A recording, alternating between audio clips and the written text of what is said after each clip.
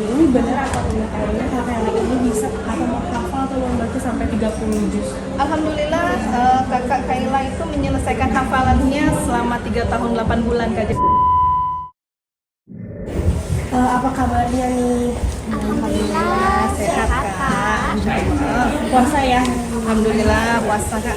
Memaknai Ramadan tahun ini gimana nih untuk Fatimah sama?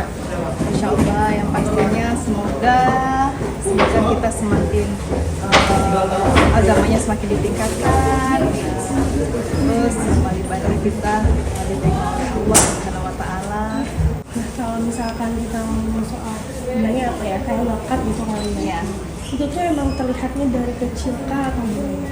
Jadi alhamdulillah kakak Kaila ini Allah berikan kelebihan ya yang luar biasa Kak, yang di keluarga pun nggak ada satupun yang jadi penghafal Al-Quran. Jadi kita udah melihat dari usia 3 tahun sih kakak Kaila itu memiliki daya ingat yang bagus.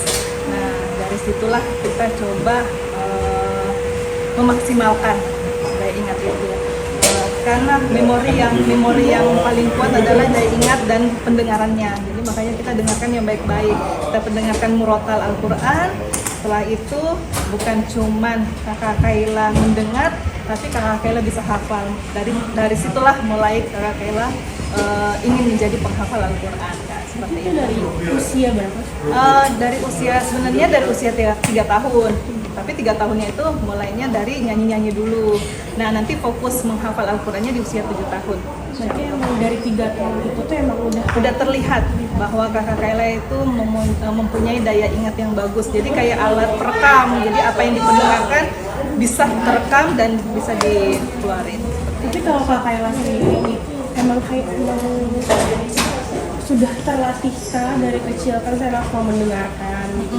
Sampai sekarang berarti aktivitas itu atau kebiasaan masih berlanjut gitu ya? Iya. Jadi sampai sekarang pun memang untuk mempertahankan hafalan itu memang masih lewat audio pendengaran.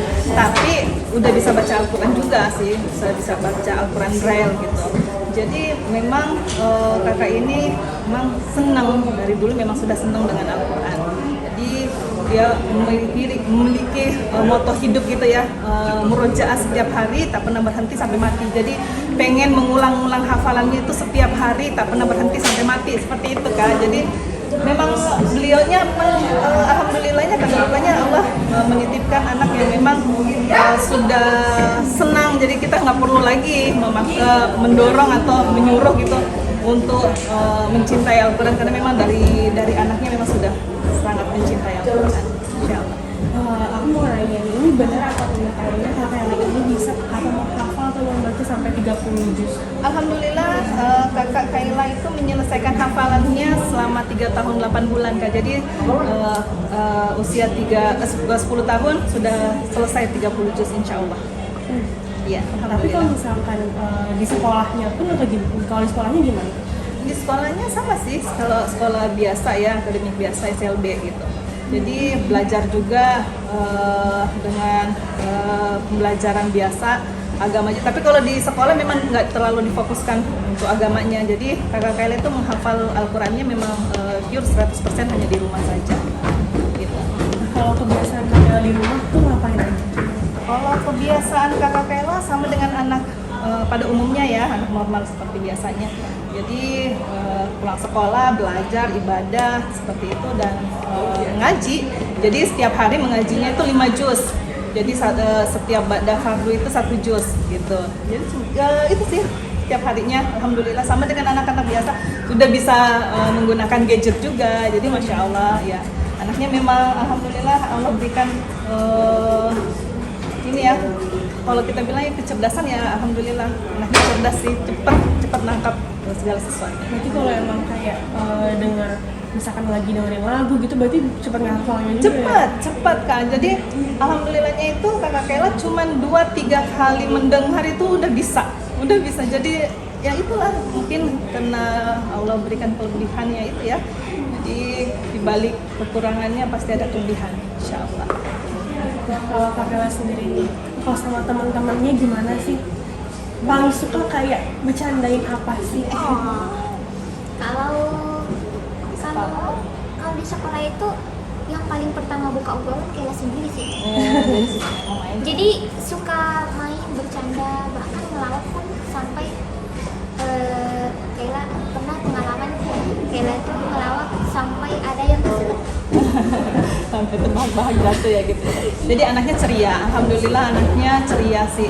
Jadi tidak pernah ada rasa minder ataupun merasa dirinya memiliki kekurangan seperti itu. Jadi hari-harinya dihiasi dengan keceriaan, kebahagiaan, rasa syukur yang teramat ini ya. Jadi banyak pelajaran juga yang saya dapatkan dari kakak Kayla karena husnuzonnya sama Allah, berprasangka baik dengan Allah. Jadi makanya kakak Kayla itu tidak pernah rasa bahwa dia itu lain dengan orang lain, seperti dengan teman-temannya yang lain. Kayla tuh sama aja gitu. Sama aja, jadi merasa dirinya saya sama kok seperti itu. Walaupun saya mempunyai keterbatasan, tapi saya pun punya kelebihan yang belum tentu orang lain memiliki, seperti itu.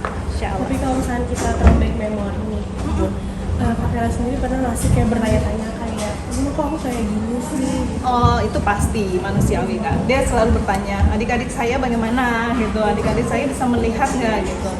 Seperti anak biasanya. Tapi setelah itu berhenti, cuman sampai di situ. Tidak meminta, Bunda kenapa sih Allah mentakdirkan saya seperti ini? Nggak pernah ada kata itu. Cuman dia mengatakan, Bunda adik saya bisa nggak melihat seperti itu. Tapi untuk mempermasalahkan kenapa dia tidak bisa melihat itu nggak pernah. Alhamdulillah anaknya memang rasa syukurnya besar sih. Semua segala sesuatu yang ditetapkan oleh Allah, diberikan takdir seperti ini, menerima. Alhamdulillah seperti itu.